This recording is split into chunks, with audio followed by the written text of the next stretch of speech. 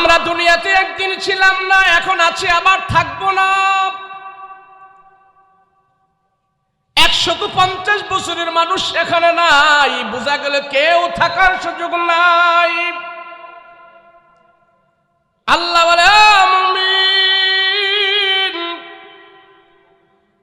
আমি আল্লাহ তোমাকে দুনিয়াতে হায়াত দিয়েছি। জানো হায়াত দেওয়ার আগে তুমি কোথায় ছিলে, কোত্থেকে আমি আল্লাহ তোমাকে দুনিয়াতে পাঠাইছি। আল্লাহকে বান্দা, তুমি আমার নাফরমানি করো, তুমি আমার সীমা লঙ্ঘন করো, আমার আইনকে মানো না, আমার হুকুমকে মানো না, আমাকে তুমি বৃদ্ধাঙ্গুলি প্রদর্শন করো। আমি আল্লাহ তোমার কার্যক্রম দেখে আশ্চর্য হয়ে যায়, আমি আল্লাহ আশ্চর্য হয়ে যায়। বান্দা কেমনে তুই এমন করো? ফজরের নামাজ না পড়ে তুমি কেমনে লেপের নিচে ঘুমায়া থাকো? আজান হবার পরও তুমি আমার কুদরতি কদমে সাজদা দাও না। কারণ কি? কারণ কি? আমি আল্লাহ তোমার এই সম্মানিত কপালটা আমার নিজের কুদরতি হাত দিয়া বানাইছি, আমার কুদরতি কদমে লাগানোর জন্য, সাজদা দেওয়ার জন্য। তুমি আমার আল্লাহকে মানো না, আমার আল্লাহকে তুমি বৃদ্ধাঙ্গুলি প্রদর্শন করো। সেই জন্য আমি আল্লাহ তোমার কার্যক্রম দেখে আশ্চর্য হয়ে যাই। আল্লাহ বান্দার আশ্চর্য হওয়াটা দেখে আল্লাহ নিজে ব্যক্ত করতেছে, কাইফা, কেমনে করো এমন কাজ? আল্লাহকে বান্দা, তোমাকে আমি যে পানি দিয়া তৈরি করেছি, তোমাকে যে পদার্থ দিয়ে আমি আল্লাহ বানিয়েছি, দুইজন মানুষের সামনে সে পদার্থের কথা তো জবান দিয়া তুমি বলতেও পারো না। এমন এক নাপাক পানি দিয়া তোমাকে বানাইলাম, যেই পানির কথা 2-4 জন মানুষের সামনে তুমি বলতেও লজ্জা লাগে। এমন এক দুর্গন্ধ নাপাক পানি দিয়ে আমি আল্লাহ তোমারে বানাইছি। ওই পানি দিয়া তোমার মায়ের রেহেমের ভিতরে আমি আল্লাহ তোমাকে বড় করেছি। সেখান থেকে জমাট রক্ত থেকে আমি আল্লাহ তোমাকে মানুষে রূপান্তরিত করেছি। বান্দা, তুমি জানো আমি আল্লাহ কত তোমাকে ভালোবাসি। মায়ের পেটের ভিতরে তোমার কোন খাদ্যের প্রয়োজন, মায়ের পেটের ভিতরে তুমি কেমনে ভালো করে থাকতে পারবে, কোন অক্সিজেনের সেখানে প্রয়োজন, কতটুক অক্সিজেন মায়ের পেটে তোমার দরকার, সব কিছু ব্যবস্থা আমি আল্লাহ নিজে তোমার জন্য করেছি। সব আমি করেছি তার মায়ের পেটে, আমার চিন। আল্লাহ পাক রব্বুল আলামিন ডাক দিয়া বলেন, কুনতুম আমওয়াতা, তুমি ছিলে মৃত, তোমার অস্তিত্ব ছিল না, তোমার নাম গন্ধ ছিল না, তোমার বংশমর্যাদা কোনো কিছুই খবর ছিল না। বান্দারে, সে মৃত্যু থেকে আমি আল্লাহ তোমার মায়ের পেটে তোমাকে রূহ দিয়েছি। আমি তোমার মায়ের পেটে তোমার জন্য খাদ্যের ব্যবস্থা করেছি। আমি আল্লাহ তোমার মায়ের পেটে তোমার জন্য আমি সব ব্যবস্থা করেছি। তুমি আমারে চেনো, আমাকে চেনো। আমি আল্লাহ তোমার মায়ের পেটে তোমাকে আমি ফেরেশতা দিয়া বানাইছি। প্রত্যেকটা মানুষকে মায়ের পেটে বানানোর জন্য আল্লাহ 2 জন ফেরেশতা রেখেছি। আমাকে আপনাকে মায়ের পেটে বানানোর জন্য আল্লাহ ফেরেশতা রেখেছি। ওই ফেরেশতারা আমার আপনার মায়ের পেটে আমাদের হাত বানায়, পা বানায়, মাজা বানায়, কোমর বানায়, গাড় বানায়, কাঁধ বানায়, পেট বানায়, পেট বানায়। বানাইতে বানাইতে ফেরেশতারা এই পর্যন্ত আমাকে আপনাকে বানায়।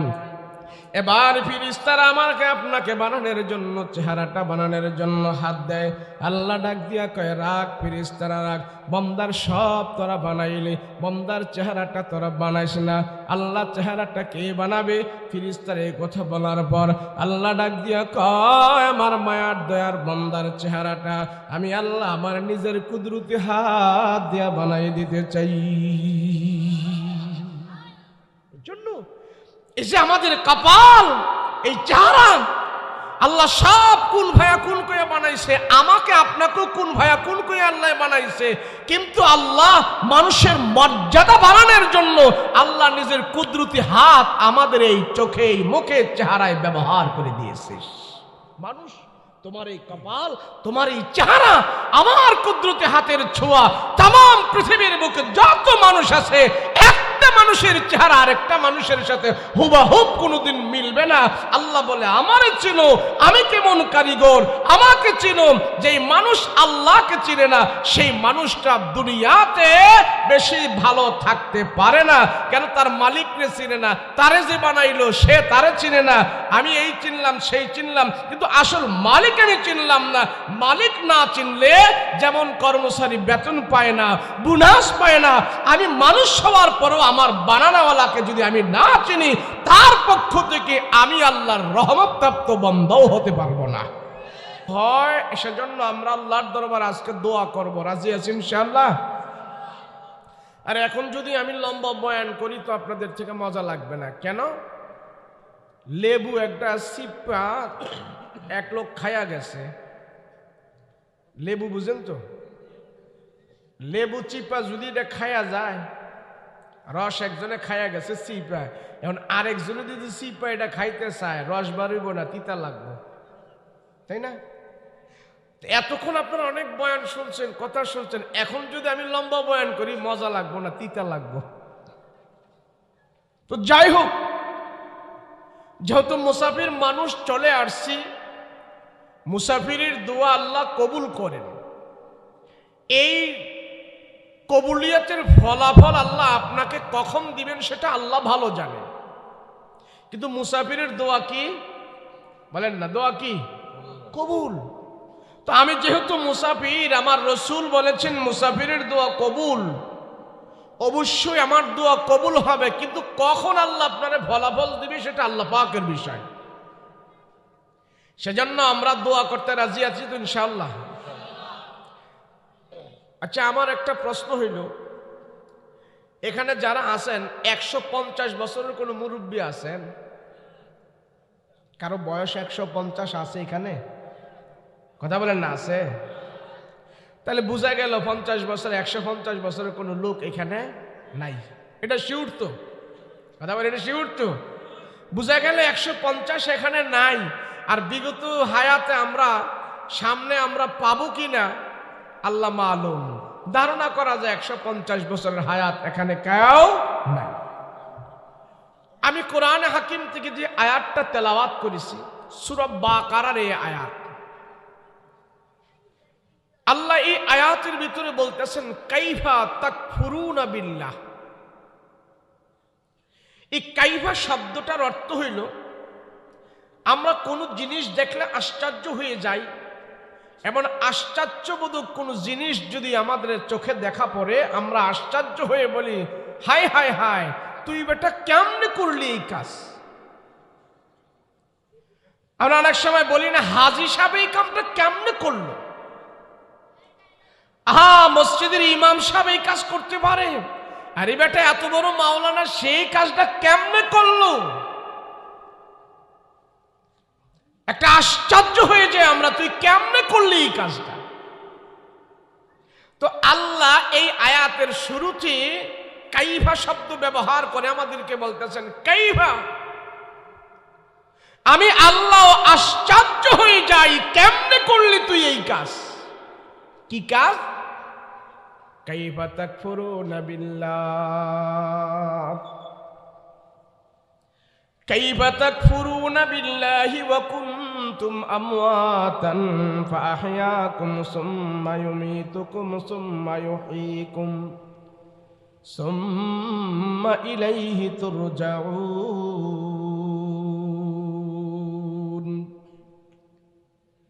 আল্লাহ কা বান্দা, দুনিয়াতে আমি আল্লাহ যত মাখলুকাত প্রেরণ করেছি, সব মাখলুকাত থেকে আমি আল্লাহ তোমারে মানুষরে সবচেয়ে করে দামি করে বানিয়েছি। আল্লাহ বলে দামি মানুষগুলো যখন নাকি আমার সাথে কুফরি করে, আমার সাথে শিরিক করে, আমার সাথে জালিমি করে, আমার সাথে জুলুম করে,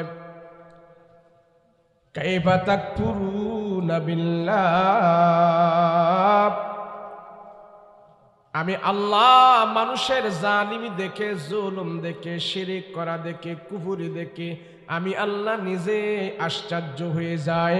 বান্দা তুমি কেমনে আমার সাথে নাফরমানি করলা, কেমনে তুমি আমার কুদরতি অন্তরে আঘাত দিলা, কেমনে আমার সাথে তুমি জালিমি করো, জুলুম করো। তোমার অবাধ্য দেখে, অত্যাচার দেখে, তোমার সীমালঙ্ঘন দেখে, তোমার কুফরি দেখে আমি আল্লাহ অনেক সময় আশ্চর্য হয়ে যাই, আমি আশ্চর্য হয়ে যাই। আল্লাহ পাক রব্বুল আলামিন বান্দার কাজকর্ম দেখে মাঝে মাঝে আশ্চর্য হয়ে যায়। এ বান্দা, তুই কেমনে এমন করলি? এই কাজটা তোর দ্বারা কেমনে হইল? আমি আল্লাহ কখনো ভাবি নাই বান্দা তুই এমন করবি। কেন তুই এমন করলি? কেন তুই এমন করলি? কেন এমন করলি? আল্লাহ কয় কাইফা তাকফুরুনা বিল্লাহ, বান্দারে তুমি তো জানো না, কুনতুম আমওয়াতা, তুমি মৃত ছিলে, তোমার কোনো অস্তিত্ব ছিল না, তোমার কোনো নাম গন্ধ ছিল না। দুনিয়াতে তুমি একজন মানুষ এটাও কেউ জানতো না, তোমার নাম গন্ধ দুনিয়াতে ছিল না, তুমি দুনিয়াতে একদিন ছিলে না, তুমি দুনিয়াতে এখন আছো, আবার কিছুদিন পরে থাকবে না। আমি আল্লাহ তোমারে দুনিয়াতে এখন রেখেছি, আর তোমার কিছু কার্যক্রম দেখে দেখে আমি আল্লাহ নিজেই আশ্চর্য হয়ে যাই, আশ্চর্য হয়ে যাই আমি। আমরা দুনিয়াতে একদিন ছিলাম না, এখন আছি, আবার থাকবো না। 150 বছরের মানুষ এখানে নাই, বোঝা গেল কেউ থাকার সুযোগ নাই। আল্লাহ বলে মুমিন, আমি আল্লাহ তোমাকে দুনিয়াতে হায়াত দিয়েছি, জানো হায়াত দেওয়ার আগে তুমি কোথায় ছিলে, কোত্থেকে আমি আল্লাহ তোমাকে দুনিয়াতে পাঠাইছি। আল্লাহকে বান্দা, তুমি আমার নাফরমানি করো, তুমি আমার সীমা লঙ্ঘন করো, আমার আইনকে মানো না, আমার হুকুমকে মানো না, আমাকে তুমি বৃদ্ধাঙ্গুলি প্রদর্শন করো, আমি আল্লাহ তোমার কার্যক্রম দেখে আশ্চর্য হয়ে যায়, আমি আল্লাহ আশ্চর্য হয়ে যায়। বান্দা কেমনে তুই এমন করো? ফজরের নামাজ না পড়ে তুমি কেমনে লেপের নিচে ঘুমায়া থাকো? আজান হবার পরও তুমি আমার কুদরতি কদমে সাজদা দাও না, কারণ কি? কারণ কি? আমি আল্লাহ তোমার এই সম্মানিত কপালটা আমার নিজের কুদরতি হাত দিয়া বানাইছি, আমার কুদরতি কদমে লাগানোর জন্য, সাজদা দেওয়ার জন্য। তুমি আমার আল্লাহকে মানো না, আমার আল্লাহকে তুমি বৃদ্ধাঙ্গুলি প্রদর্শন করো, সেই জন্য আমি আল্লাহ তোমার কার্যক্রম দেখে আশ্চর্য হয়ে যাই। আল্লাহ বান্দার আশ্চর্য হওয়াটা দেখে আল্লাহ নিজে ব্যক্ত করতেছে, কাইফা, কেমনে করো এমন কাজ? আল্লাহকে বান্দা, তোমাকে আমি যে পানি দিয়া তৈরি করেছি, তোমাকে যে পদার্থ দিয়ে আমি আল্লাহ বানিয়েছি, দুইজন মানুষের সামনে সে পদার্থের কথা তো জবান দিয়া তুমি বলতেও পারো না। এমন এক নাপাক পানি দিয়া তোমাকে বানাইলাম, যেই পানির কথা 2-4 জন মানুষের সামনে তুমি বলতেও লজ্জা লাগে। এমন এক দুর্গন্ধ নাপাক পানি দিয়ে আমি আল্লাহ তোমারে বানাইছি, ওই পানি দিয়া তোমার মায়ের রেহেমের ভিতরে আমি আল্লাহ তোমাকে বড় করেছি, সেখান থেকে জমাট রক্ত থেকে আমি আল্লাহ তোমাকে মানুষে রূপান্তরিত করেছি। বান্দা, তুমি জানো আমি আল্লাহ কত তোমাকে ভালোবাসি। মায়ের পেটের ভিতরে তোমার কোন খাদ্যের প্রয়োজন, মায়ের পেটের ভিতরে তুমি কেমনে ভালো করে থাকতে পারবে, কোন অক্সিজেনের সেখানে প্রয়োজন, কতটুক অক্সিজেন মায়ের পেটে তোমার দরকার, সব কিছু ব্যবস্থা আমি আল্লাহ নিজে তোমার জন্য করেছি। সব আমি করেছি তার মায়ের পেটে, আমার চিন। আল্লাহ পাক রব্বুল আলামিন ডাক দিয়া বলেন, কুনতুম আমওয়াতা, তুমি ছিলে মৃত, তোমার অস্তিত্ব ছিল না, তোমার নাম গন্ধ ছিল না, তোমার বংশমর্যাদা কোনো কিছুই খবর ছিল না। বান্দারে, সে মৃত্যু থেকে আমি আল্লাহ তোমার মায়ের পেটে তোমাকে রূহ দিয়েছি। আমি তোমার মায়ের পেটে তোমার জন্য খাদ্যের ব্যবস্থা করেছি। আমি আল্লাহ তোমার মায়ের পেটে তোমার জন্য আমি সব ব্যবস্থা করেছি। তুমি আমারে চেনো, আমাকে চেনো। আমি আল্লাহ তোমার মায়ের পেটে তোমাকে আমি ফেরেশতা দিয়া বানাইছি। প্রত্যেকটা মানুষকে মায়ের পেটে বানানোর জন্য আল্লাহ দুইজন ফেরেশতা রেখেছে। আমাকে আপনাকে মায়ের পেটে বানানোর জন্য আল্লাহ ফেরেশতা রেখেছে। ওই ফেরেশতারা আমার আপনার মায়ের পেটে আমাদের হাত বানায়, পা বানায়, মাজা বানায়, কোমর বানায়, গাড় বানায়, কাঁধ বানায়, পেট বানায়, পেট বানায়, বানাইতে বানাইতে ফেরেশতারা এই পর্যন্ত আমাকে আপনাকে বানায়। এবার ফেরেশতারা আমাকে আপনাকে বানানোর জন্য, চেহারাটা বানানোর জন্য হাত দেয়। আল্লাহ ডাক দিয়া কয়, রাখ ফেরেশতারা রাখ, বন্দার সব তোরা বানাইলে, বন্দার চেহারাটা তোরা বানাইস না। আল্লাহ চেহারাটা কে বানাবে? ফেরেশতারা এই কথা বলার পর আল্লাহ ডাক দিয়া কয়, আমার মায়ার দয়ার বন্দার চেহারাটা আমি আল্লাহ আমার নিজের কুদরতি হাত দিয়া বানাই দিতে চাই। জন্য এই যে আমাদের কপাল, এই চেহারা আল্লাহ সব কুন ভায়া কুন কইয়া বানাইছে, আমাকে আপনাকেও কুন ভায়া কুন কইয়া আল্লাহ বানাইছে। কিন্তু আল্লাহ মানুষের মর্যাদা বাড়ানোর জন্য আল্লাহ নিজের কুদরতি হাত আমাদের এই চোখে, এই মুখে, চেহারায় ব্যবহার করে দিয়েছে। মানুষ, তোমার এই কপাল, তোমার এই চেহারা আমার কুদরতি হাতের ছোঁয়া। তাম পৃথিবীর বুকে যত মানুষ আছে, একটা মানুষের চেহারা আরেকটা মানুষের সাথে হুবাহুব কোনোদিন মিলবে না। আল্লাহ বলে, আমারে চিনো, আমি কেমন কারিগর, আমাকে চিনো। যেই মানুষ আল্লাহকে চিনে না, সেই মানুষটা দুনিয়াতে বেশি ভালো থাকতে পারে না। কেন? তার মালিককে চিনে না, তারে যে বানাইলো সে তারে চিনে না। আমি এই চিনলাম, সেই চিনলাম, কিন্তু আসল মালিক আমি চিনলাম না। মালিক না চিনলে যেমন কর্মচারী বেতন পায় না, বোনাস পায় না, আমি মানুষ হওয়ার পরও আমার বানানোওয়ালাকে যদি আমি না চিনি, তার পক্ষ থেকে আমি আল্লাহর রহমতপ্রাপ্ত বান্দাও হতে পারবো না। সাহাবায়ে কেরাম জিজ্ঞেস করলেন, ইয়া রাসূলুল্লাহ, আল্লাহকে সহজভাবে চিনার উপায়টা কি?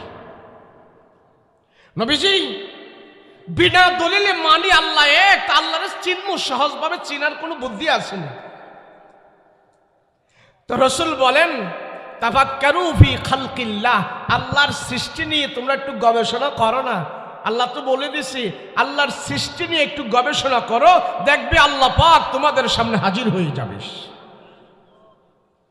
আল্লাহর সৃষ্টি কি? তো এক কবি সুন্দর করে তার একটা কবিতার ভিতরে আল্লাহর সৃষ্টি নিয়ে ধরে তুলছে, একটা কবিতার মাধ্যমে। আচ্ছা মানুষ বলো দেখি, রাত্র কেন কালো, চাঁদ সূরজ কোথা হতে পেল এত আলো, পশু পাখি কয় না কথা, মানুষ কেন কয়, বলো বলো বলো মানুষ এসব কেমন করে হয়, ফুলগুলি সমান নানা রঙে কেমন করে হয়, পাতাগুলো সবুজ বটে ফুলের মতো নয়, দুধ কেন হয় সাদা, মরিচ কেন ঝাল, আমগুলি পাকলে আবার কেমনে তা হয় লাল, আমরা মানুষ বাস করি ভাই এই দুনিয়ার রঙে, হাতের রেখা আর চেহারা মিলে না কারো সঙ্গে, আর মিলে না কথার ধরন আঙ্গুলের টিপ, আল্লাহ আছে একজন এবার প্রমাণ হলো ঠিক। মানুষ, যেই মানুষ আল্লাহকে চিনে ফেলছে, রবকে চিনে ফেলছে, সেই মানুষ আল্লাহর কুদরতি কদমে সেজদা ছাড়া থাকতে পারে না। কথা বলেন ঠিক কিনা? আল্লাহকে আমারে চিনো। আমি মনে করি আমার বিবি আমারে সবচেয়ে বেশি ভালোবাসে, আমার বাবা আমারে সবচেয়ে বেশি ভালোবাসে, আমার সন্তান আমারে সবচেয়ে বেশি ভালোবাসে। আমি মনে করি আমার নেতা আমারে ভালোবাসে, আমার দল আমারে ভালোবাসে। আল্লাহ কয় না না না বান্দা না, পৃথিবীর সব মানুষের ভালোবাসা যদি এক জায়গায় রাখা, আমার ভালোবাসা তুমি এক জায়গায় রাখো। এই বান্দা আমি তোমারে সবচেয়ে বেশি ভালোবাসি, আমার মতন পৃথিবীতে কেউ তোমাকে ভালোবাসে না। আমি আল্লাহ তোরে সবচেয়ে বেশি ভালোবাসি। এই আল্লাহ যদি বেশি ভালো না বাসতো, আমরা যে অপরাধ করি, আমরা যে পাপ করি, আল্লাহ যদি আমার আর আপনার মতো মেজাজের হইতো, কবে চড়াই টড়াই দাঁত দুধ ফালাই দিত না আমাদেরকে। মানুষ, যেই মানুষটা তার প্রেম দিয়া আল্লাহরে চিনে ফেলে, এই মানুষটা সে কোনদিন নাফরমান হতে পারে না, জালিম হতে পারে না। আজকে সমাজে জালিমের সংখ্যা বেশি, এই সমাজে জালিমের সংখ্যা বেশি। দেখেন না, পত্রিকা খুললে হ্যাঁ, এবং মিডিয়ায় দেখলে আমরা দেখি মা বাবারে সন্তানে পিসমোড়া বান দিয়া মা বাবার উপর অত্যাচার নির্যাতন করে, মার থেকে জোর করে টিপসই নিয়ে যায়, মা বাবার সম্পদ ছেলে একাই ভোগ করে, মা বাবার পিটাই পিটাই ঘর থেকে বের করে দেয়। কেন জালিম হইল সে? তার জালিম কেন হইল? তার মা তার বাবা এই সন্তানকে রবের পরিচয় শিখায় নাই, আল্লাহর পরিচয় শিখায় নাই, হাসর মিজান কবরের আখিরাতের জগতের কথা শিখায় নাই। এই জন্য এই সন্তান তার মা বাবার উপরে সে জালিম হয়ে গিয়েছে। যার কাছে মালিকের পরিচয় নাই, আল্লাহর পরিচয় নাই, রবের পরিচয় নাই, দেখবেন এই মানুষটা সমাজে বেশি ভালো না। হয়তো এটা তাস খেলে, না হয় এটা জুয়া খেলে, না হয় সুদের উপরে টাকা লাগা, আরেকজনেরটা মাইরা খায়, ইবাদত বন্দেগী করে না, 2 নম্বরের তালেই সব সময় থাকে। তোর আসতে বলো, 2 নম্বরের তালেই থাকে। কেন? রব চিনল না সে। পৃথিবীতে যত নবী রাসূল আল্লাহ পাঠিয়েছেন 1,24,000 পয়গম্বর, সমস্ত পয়গম্বর পৃথিবীতে আসার পর তার উম্মতকে আল্লাহর পরিচয় শিখাইছে।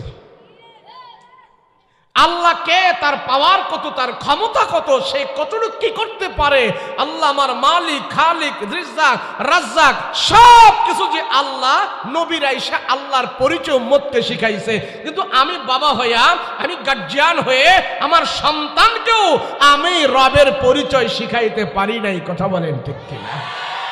এর জন্য এই সন্তান আমার জন্য আযাব হয়ে গেছে, এর জন্য এই সন্তান আমার জন্য সন্ত্রাস হয়ে গেছে, এই জন্য এই সন্তান আমার মা বাবারে কোবায়া কোবায়া মারতে চায়। কথা বলো ঠিক কিনা? জালিম হয়ো না। যদি জালিম না হও, আল্লাহর পরিচয় জানো, আল্লাহ কি।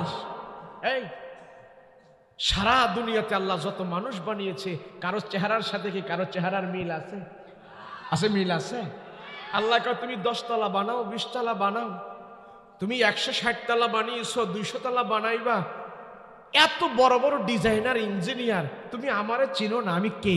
তোমার হাতের যে, এই যে আমাদের হাত আছে না, এই যে ফিঙ্গারের ছাপ আসেনি, এই সিলেটের মানুষের এই ফিঙ্গারের ছাপ আসেনি, এই হাতের ছাপ আছে তো, আঙ্গুলের মাথার ছাপ আছে তো, কুমিল্লার মানুষ আর সিলেটের মানুষের এই ফিঙ্গারের ছাপ মিলে তো, টিপসই মিলে। আরে কুমিল্লা আর সিলেট তো দূরের কথা, বাবারটার সাথে পোলারটাই মিলে না। কথা বলেন ঠিক কিনা? আল্লাহ কয় তোমার কত বড় ক্ষমতা, একটু দেখি আমি। তোমার হাতের টিপসইটা একটু নকল করে দেখাও না, অন্যজনের টিপসই নকল করে দেখাও না। কত কিছু নকল করে ফেলো, কত কিছু ডিজাইন করে ফেলো, কত 20 টালা 30 টালা করে ফেলো, কত সুন্দর ডিজাইন করে কত কিছু করেছো, কত নকল করেছো। একজনের শিল নকল করে, একজনের সাইন নকল করে, চুরি করে সব কামাই করে ফেলেছো। আরে বেটা, তোর হাতের নাগালে, এই তোর ফিঙ্গারের মাথায় যে একটা টিপসই দিলাম, এটা পারলে নকল করে দেখাও। কেউ নকল করতে পারছে? আল্লাহ কয় এটা আমারে ছিল, এটা আমাকে ছিল, আমি কে? সারা দুনিয়ার ডাক্তার খুঁজে বের করেছে কাঁচামরিচে ভিটামিন সি আছে। কি আছে জোরে বলুন? মেডিকেল সায়েন্স গবেষণা করে বের করছে কাঁচামরিচে ভিটামিন সি আছে। এখন এই ডাক্তাররা যদি খুঁজে বের করতো, মেডিকেল যদি এই গবেষণা করতো যে আমরা আরেকটু বাইরে গবেষণা করি, আরেকটু উপরে যাই এই গবেষণা করি, এই কাঁচামরিচের ভিতরে ভিটামিন সি ঢুকাইলো কোন ডাক্তারে? কথা বলেন ঠিক না? যদি তারা এই গবেষণাটা করতো, কাঁচামরিচে ভিটামিন ঢুকাইলো কোন ডাক্তারে, কে কে কে কে কে করলে এই মেডিকেল সায়েন্স সেও আল্লাহকে পেয়ে যাইতো। কথা বলেন ঠিক? মানুষ আল্লাহর ছিল, আল্লাহর না চিনলে দুনিয়াতে সে মজা পায় না। আল্লাহকে যে চিনে না, রবকে যে চিনে না, সে দুনিয়াতে মজা পায় না। রবের মজা যার ভিতরে ঢুকেছে, সে এক বেলা খাবার খাওয়ার পরেও তার দিলের ভিতরে বাদশাহী শান্তি আল্লাহ প্রবেশ করাইয়া দিবে। আস্তে আস্তে, এত জোরে বলে না। হ্যাঁ, সব চিনি, রব চিনতে হবে। কে চিনতে হবে? রব চিনো। রব কে? আল্লাহ বিল্লাহ এই আয়াতে বলে সময় কম, সময় কম, লম্বা সুর আলোচনা করা যাবে না, সময় কম। অল্প সময়ের ভিতরে আমি 5-10 মিনিটের ভিতরে আমি শেষ করে দেব, সর্বোচ্চ 5-10 মিনিট। আপনাদের থেকে আমার বেশি তাড়াহুড়া, কেন আপনারা তো 10 মাইল 20 মাইল দূরে কেউ যাবেন না, আমি তো সে ঢাকা যাবো অনেক দূর, 200 কিলোমিটার দূর। তাহলে আপনাদের থেকে তাড়াহুড়ো বেশি আমার না? আবার বেশি ওয়াজ করলে তো তাবারক আছে, সিন্নি ঠান্ডা হয়ে যাবো গা। ওটা তো গরম থাকে, ওই গরম পর্যন্ত ওয়াজ করবো। আল্লাহ আমাদের মজলিস কবুল করেন, বলেন আমিন। সবাই আল্লাহ মাফ করে দেন, বলেন আমিন। আমি যে আয়াতটা পড়ছি আপনাদের কাছে, সেই আয়াতটার ভিতর আল্লাহ প্রথম আশ্চর্য প্রকাশ করছেন। কাইবা বন্দা, কেমনে এই কাজ করস তুই? তুই তো জানোস না একদিন দুনিয়াতে ছিলি না, এখন আসোস আবার থাকবি না। কোত্থেকে আসছো? তোমার মায়ের বুক থেকে আর তোমার বাবার পিঠ থেকে আমি আল্লাহ এই দুইয়ের মধ্যখান থেকে কিছু মিশ্রণ, কিছু পানি নিয়ে আমি তোমাকে বানিয়েছি। যেই পানির কথা দুইজন মানুষের সামনে তুমি বলতে পারো না, এত দুর্বল এক নাপাক পানি থেকে আমি আল্লাহ তোমাকে অস্তিত্ব দিয়েছি। আস্তে আস্তে করে তোমাকে বড় করেছি। তুমি শিশু হয়েছো, বালেগ হয়েছো, সাবালেগ হয়েছো, জামাই হয়েছো, বাবা হয়েছো, দাদা হয়েছো। এগুলি সব হইল দুনিয়ার পরিচয়। এগুলি কিচ্ছু না। আমার কাছ থেকে তুমি গিয়েছো, আবার ঘুরিয়া ফিরে তুমি আমার কাছেই চলে আসবা। বিজ্ঞান কবিতা লেখছে পানি নিয়ে। বিজ্ঞান পানি নিয়ে পানির কবিতা বানাইছে। পানি কোত্থেকে আসে, পানি কিভাবে আসে? তো বিজ্ঞান কবিতা লেখছে, সাগরের পানিগুলো বাষ্প হয়ে আকাশে যায়, আবার আকাশ থেকে দুনিয়াতে মেঘমালা হয়ে বৃষ্টির ফোঁটা হয়ে দুনিয়াতে পড়ে। পাহাড়ে পড়লে পাহাড়ের পানি, ঝর্ণায় পড়লে ঝর্ণার পানি, নদীতে পড়লে নদীর পানি, খালে পড়লে খালের পানি, বিলি পড়লে বিলের পানি, নালায় পড়লে নালার পানি। পানি আবার যখন দুনিয়াতে এক এক জায়গায় পড়ে, এগুলি ঘুরিয়া ফিরিয়া আবার নদী দিয়ে সাগরের মধ্যে যায়, সাগর থেকে বাষ্প হয়ে আকাশে উড়ে, আকাশ থেকে আবার বিভিন্ন জায়গায় মেঘমালা হয়ে পড়ে, বৃষ্টির ফোঁটা হয়ে পড়ে। পানি এভাবে ঘুরতে থাকে, রুলিং করতে থাকে। আরে বিজ্ঞান, পানি নিয়ে তুই গবেষণা করলি, মানুষ নিয়ে গবেষণা করস না? মানুষও তো আল্লাহর কাছ থেকে এইভাবে ঘুরিয়া ফিরিয়া মায়ের পেটে আসে, মায়ের পেট থেকে দুনিয়াতে আসে। একবার সে শিশু, আবার সে বালক, আবার সে মধ্যবয়সী, একবার সে নানা হয়, আবার সে দাদা হয়, একবার সে জামাই হয়, আবার সে ছেলে হয়, আবার সে মেয়ে হয়। এইভাবে ঘুরতে ঘুরতে ঘুরতে ঘুরতে আবার মানুষ মৃত্যুবরণ করে, আল্লাহর কাছেই যেতে থাকে। মানুষ যদি এগুলো নিয়ে চিন্তা করে যে আমি আসছিলাম কোথা থেকে, এখন আসি, আবার যাব কোথায়, এই তিনটা প্রশ্ন যখন মানুষ তার বিবেককে করে, এই মানুষটা দুনিয়াতে আল্লাহর নাফরমানি করতে পারে না। কিন্তু দেখা গেছে এরকম পার্থক্য আমরা করি না, এমন ফিকির আমরা করি না। সেজন্য আল্লাহ ডাক দিয়া বলে, যারা আমার রবকে চিনে না, দেখবা সমাজের ভিতরে তারা তোমাদের কাছে 2 পাওয়ালা মানুষ, আর আমার আল্লাহর কাছে তারা 4 পাওয়ালা জানোয়ারের মতো। কয় পাওয়ালা? 4 পাওয়ালা জানোয়ার। আল্লাহ নিজে বলেন, তোমাদের কাছে মানুষ এত উত্তম, আশরাফুল মাখলুকাতকে আল্লাহ বলে তুমি 4 পাওয়ালা জানোয়ারের মতো। কয় পাওয়ালা? দেখেন, মানুষকে আল্লাহ এত দামি বানাইয়া, এত সম্মান দিয়া আল্লাহ কোরআনের আয়াত দিয়া বলে, উলাইকা কাল আনআম। ওই মানুষ, তোমার কিছু কিছু আচরণে আমি দেখি চতুষ্প জানোয়ারের চাইতে তুই আরো নিকৃষ্ট হয়ে গেছিস। কেমনে? একটা গরু আরেকটা গরুকে মারে না, একটা সাপ আরেকটা সাপকে মারে না, একটা প্রাণী আরেকটা প্রাণীকে হত্যা করে না, কিন্তু আশরাফুল মাখলুকাত হয়ে এক মানুষ যখন আরেক মানুষকে হত্যা করে, সে পশুর চাইতে আরো নিকৃষ্ট হয়ে গেছে। সেজন্য আল্লাহ বলে, উলাইকা কাল আনআম বাল হুম আদাল উলাইকা হুমুল গাফিলুন। মানুষ যখন তার রবকে চিনে না, মানুষ যখন সে আল্লাহকে চিনে না, এই মানুষটার মানুষ থাকে না, তার ভিতরে আর চতুষ্প জানোয়ারের ভিতরে কোনো পার্থক্য থাকে না। দেখবেন সকালবেলা আপনি যদি একটা গরুকে মাঠে দিয়ে আসেন, দেখবেন 10টার সময় যায় গরু ঘাস খাইতেছে, 12টা বাজেও ঘাস খাইতেছে, জোহরের পরেও খাইতেছে, বিকেলেও খাইতেছে। ঘরের ভিতরে এইটা খোয়ারে বাইদা রাখছেন, রাতের 12টা বাজে গিয়া দেখতেছেন গরু আসে না নাই, ওই সময় যায় দেখতেছেন গরু বসে বসে চাবাইতেছে, খাইতেছে। তার কাজ খাওয়া, এর নামাজ নাই, রোজা নাই, কিচ্ছু নাই। তার খাওয়া আছে, মাঝে মাঝে ঘুম আছে, পায়খানা প্রস্রাব আছে, সঙ্গম করে বাচ্চা দান করা তার ভিতরে অভ্যাস আছে। আর যাদের নামাজ নাই, মানুষ হয়ে নামাজ নাই, রোজা নাই, আল্লাহর হুকুম নাই, ওই মানুষগুলোর ভিতরেও এই 4টা গুণ আছে। তাহলে তোমারে বানায় লাভ হইল কি? গরুরে বানাইলে তো লাভ হয়েছে। আল্লাহকে মানুষ তুই হলে আশরাফুল মাখলুকাত, তুই চতুষ্পুষ জানোয়ারের মতন হইস না। তুই যদি খাসলত জানোয়ারের স্বভাব তোর ভিতরে আসে, শুধু জানোয়ারের স্বভাব আসবে না, জানোয়ারের চাইতে আরো নিকৃষ্ট হয়ে যাবে তুই। এর জন্য কারে চিনবো? বলেন না, কারে চিনবো? রবকে চিনো, আল্লাহকে চিনো, আল্লাহকে চিনো। বিবেক করো, চিন্তা করো, ফিকির করো। চিনবো তো আমরা, রবকে চিনবো তো। এখন আল্লাহকে চিনার জন্য তো ডিগ্রি লাগে না তো।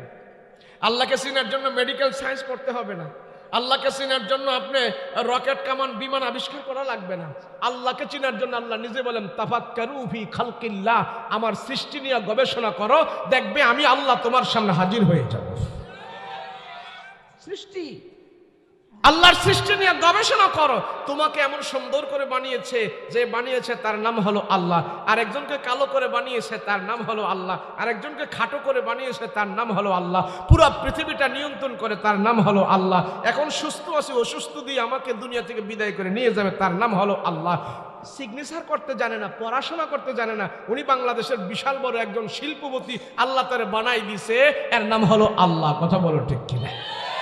আরেকজনে বিশাল ডিগ্রি নিয়ে পড়াশোনা করে, বাংলাদেশ পড়াশোনা করে বাহিরে গিয়ে পড়ে, বাহির থেকে ডিগ্রি নিয়ে আসছে, এই বেটা চাকরিই পায় না, ধান্দাবাজি করেও খেতে পারে না, ডিগ্রির ভারে কোনো কিছু করতেও পারে না, সঠিক মূল্যায়নও পায় না, এখন পাগল হয়ে রাস্তায় ঘুরতেছে, তার নাম হলো আল্লাহ। আছে না? না, ঢাকা শহর বহুত রাস্তায় ঘুরতেছে, আর এত তুখোর ইংরেজি বলতেছে, পটপট পটপট করে ইংলিশ বলতেছে, মানুষ তার দিকে তাকিয়ে আছে। রিক্সাওয়ালা ইংরেজি বলতেছে, বাদাম বিক্রি করে সে ইংলিশ বলতেছে। ভাই আপনি বাদাম বিক্রি করেন? আমি MA পাস। আরে MA পাস করে বাদাম বিক্রি করেন? কোনো চাকরি বাকরি পাই নাই, এখন নিজের স্বাধীন মতো বাদাম বিক্রি করে ব্যবসা করতেছি, তা দিয়েই সংসার চলতেছে। দেখো, এগুলি শিখো।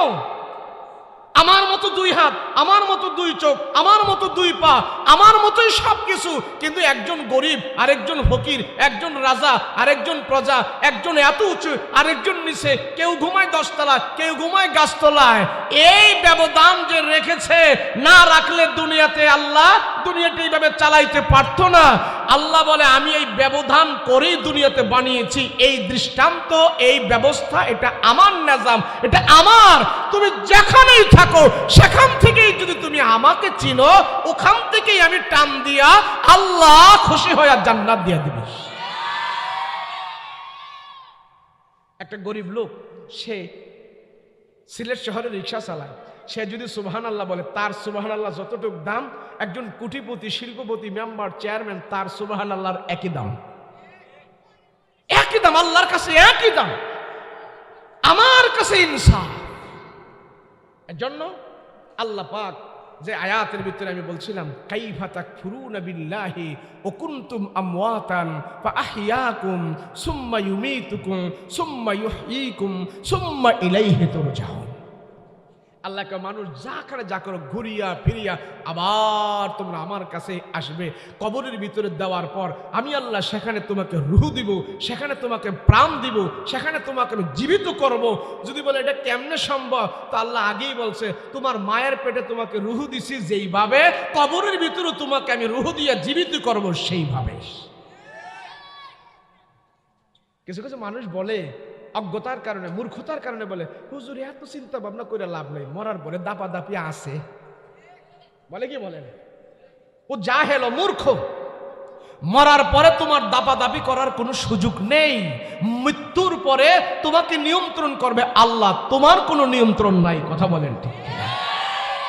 এজন্য আমরা এই মাহফিল থেকে সবাই প্রতিজ্ঞা করি, জুলুম করব না, মা বাবার উপরে জুলুম করব না, জালেম হব না। ছোটর উপরে জুলুম করব না, বড়কে অসম্মান করব না, সম্মানিত ব্যক্তিকে অসম্মান করব না, মুরব্বীকে শ্রদ্ধা করব, বন্ধু বান্ধবের সাথে ভালো ব্যবহার করব, ছোটর সাথে স্নেহ করব, গরিবের উপরে জুলুম করব না, কারো প্রতি আমি জুলুম করে দুনিয়াতে থাকতে চাই না। কথা বলেন ঠিক কিনা? দেখেন দুনিয়াতে সবচেয়ে বড় জালিম ছিল কি বলেন? ফেরাউন, নমরুদ। নমরুদ এত বড় জালিম, সে আল্লাহ দাবি করছে, আল্লাহর সমকক্ষ সে মনে করছে। তো আল্লাহ কয়, তুই যত বড় জালিম, তরে শেষ করার জন্য, তরে ধ্বংস করার জন্য আমি আল্লাহ অত বড় যন্ত্র ব্যবহার করব না। তুই তো আমার জালিম হইলি সবচেয়ে বড়, আর তরে ধ্বংস করার জন্য আমি সবচেয়ে ছোট যন্ত্র ব্যবহার করব। বলেন, জালিম বড়, আর তারে ধ্বংস করার জন্য আল্লাহ সবচেয়ে ছোট অস্ত্র ব্যবহার করছে। ছোট অস্ত্র মানে কি? মশা।